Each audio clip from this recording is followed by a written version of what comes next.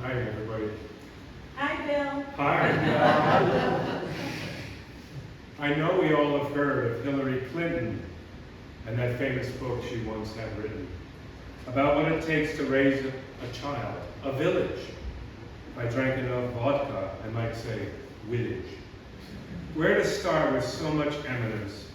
Some will be admitted, and I'll do penance. I can only speak of those who have sadly died. More than enough Randolph Village has supplied. But my failure to someone mention is not through some lack of attention. Only those who I knew at a younger age are written about on this page, for I was someone they helped to raise. First, I think of the Reverend Phil Scott, who preached more than one sermon from this very spot. I remember a sermon he gave comparing God to a boat. Pieces apart, they could never float, but put together became so clear. I loved hearing him preach year after year. Phil Scott fairly beamed his bon ami, kind of man I aspired to be. And can you forget dear Bishop Bob Hatch? He was 99 ere the jaws of death him could snatch. He brought my mother to Randolph in 1939, but he married Helen, which was just fine. Bob knew about history. His book on Stark was impressive reading. It hit the mark. He was so steady and sure and wise, the greatest generation, and that's no lies. And here's a toast to Avery Post. He was a noble and yet fellow humble. Never would you hear him grumble. Truth is, he had little to be humble about. Head of the UCC church, he had real clout. Always good and patient and kind. Actually, that should be always kind and patient and good. I nominate him for sainthood. And let's not omit Peg, his dear wife. Their marriage seemed perfect, no strife. Peg Post sounds like some exotic camping gear, but she was so kind, a wonderful dear. Her voice was so wonderfully mellifluous, both inspirational, any more would be superfluous. Then there was that fellow, Hank Folsom. He was the essence of manhood, so wholesome. He and my dad at the Wombat course golf did play. I often caddied. Oh, for one more round, I'd pay. And let's salute his dynamic wife, Pico. What a pair they were, so unico.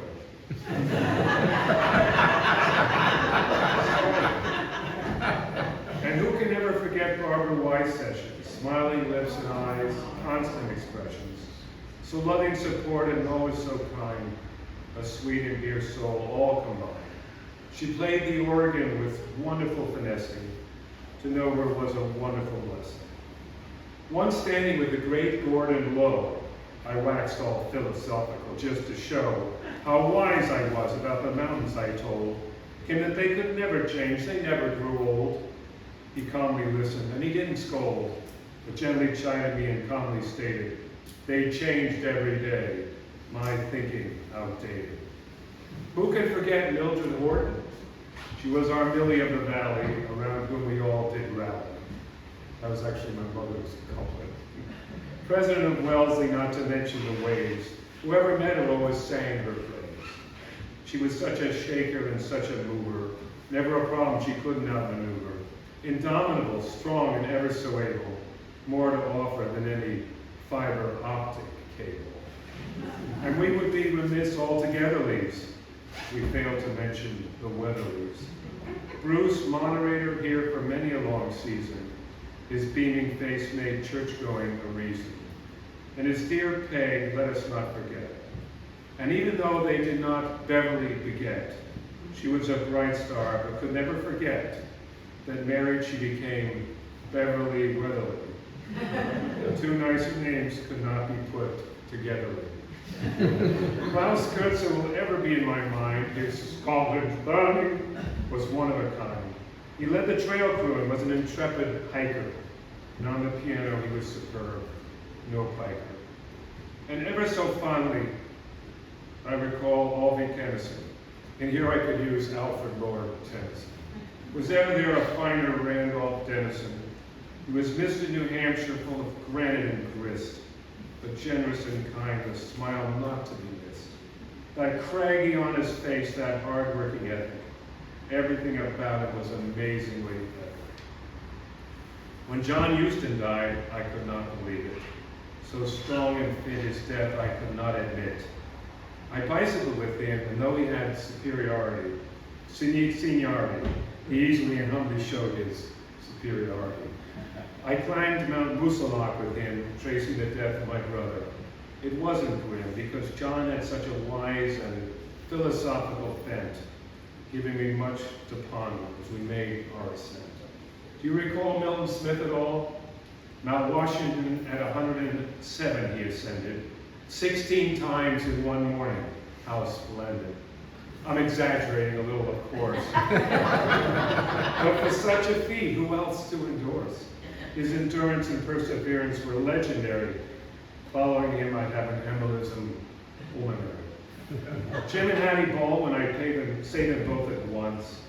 Was ever there a more golden pair? To compare anyone to them is just not fair.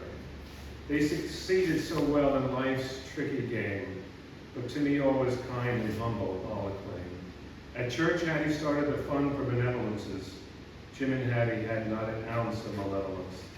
When my brother died, they both just appeared and silently embraced us. A moment I revered. About Beverly May, what can I say? Her memorial service was earlier today. Mother, wife, accomplished actress supreme, thoughtful and wise and always so keen to be supportive. She was our May Queen.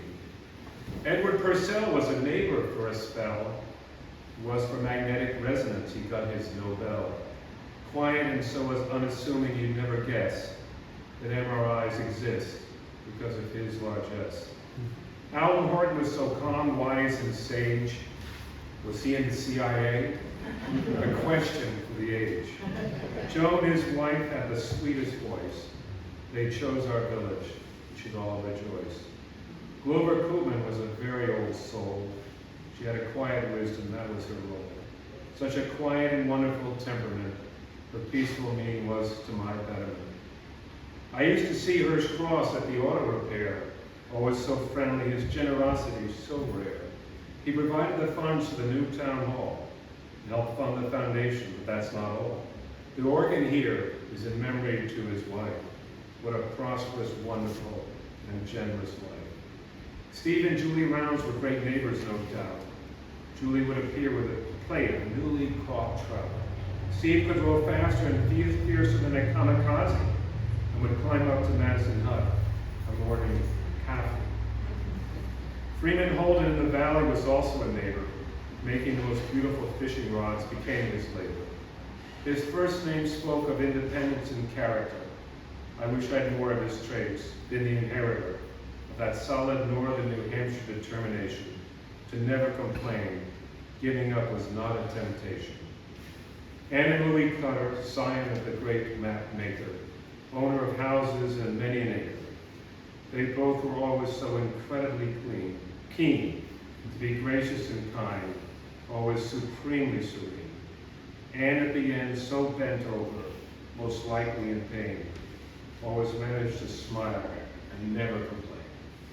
There are others I know, but 5 minutes, not the sky, is what sets the limits. I miss them all, this great village of souls, each in their own way playing their roles. I'd love to meet them on that distant shore, to savor their wisdom, grace, and love once more. What a wonderful collection of rare women and men. Will we ever see their likes again? It does take a village to a community make. Maybe we can try to be like them, for goodness sake.